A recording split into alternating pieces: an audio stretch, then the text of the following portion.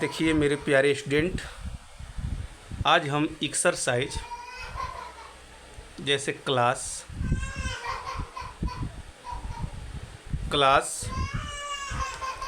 Twelfth के exercise 7.8 का theory पहले जानेंगे। थ्योरी क्या होता है? देखिए, ये जो निश्चित समाकलन के अंतर्गत आता है। निश्चित समाकलन निश्चित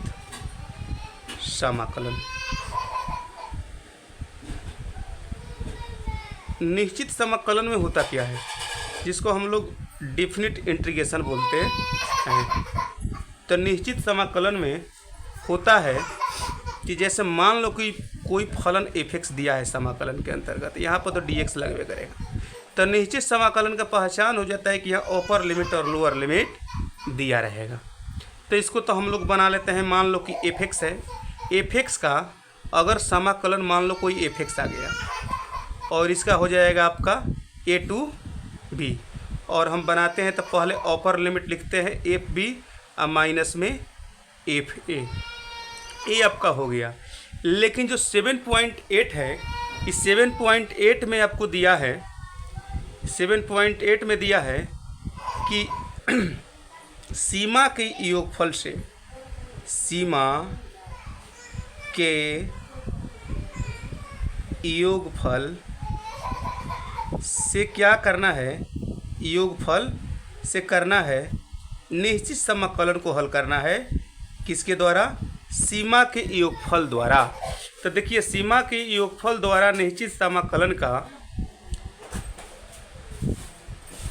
फॉर्मूला होता है लिमिट क्या बोलते हैं, समाकलन a to b f(x) dx बराबर limit h tends to 0 h into f a plus h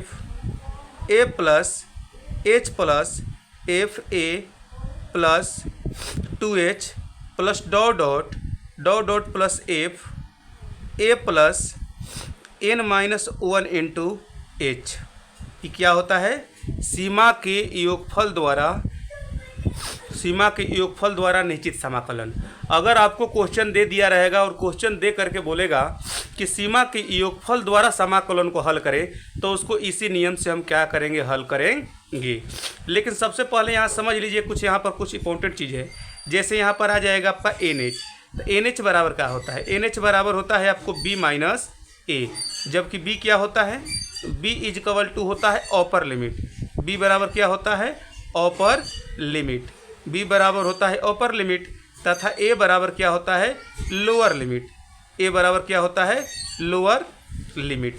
ऊपर वाला जो होता है इसको अपर लिमिट बोलते हैं, और नीचे वाला जो होता है इसको लोअर लिमिट बोलते हैं। लेकिन इसमें सबसे इम्पोर्टेंट 3 गो फार्मूला है। जैसे आपको जानते हो कि प्राकृत संख्याओं का योगफल, जैसे प्राकृत संख्याओं का योगफल मतलब 1 plus 2 plus 3 plus dot plus n दिया रहता है। तो इसका फार्मूला आप लोग पहले से जानते हैं, क्या होता है? n into n plus 1/2। इस फार्मूला का भी यूज इसमें है, सीमा के योगफल में। इस फार्मूला को भी ध्यान में रखना होगा आप लोग को। एक दूसरा फार्मूला होता है वर्गों का योगफल, जैसे 1 square plus 2 square plus 3 square plus dot plus यहाँ से जब n स्क्वायर हो जाएगा, इसका फार्मूला होता है n इंटू n प्लस 1, और इंटू में हो जाएगा आपका 2n प्लस 1। अब बाटा में कितना होता है? 6 होता है। n into n plus 1 into 2n plus 1 बटा क्या हो जाता है? 6 होता है। लेकिन एक थर्ड फार्मूला होता है, इसका भी ध्यान आप लोग अवश्य रखिएगा, क्योंकि इसका भी इसमें यूज है। जैसे घनों का योगफल 1q प्लस हो जाएगा 2q प्लस हो जाएगा 3q प्लस हो जाएगा डॉट nq। इसका कितना हो जाएगा भाई?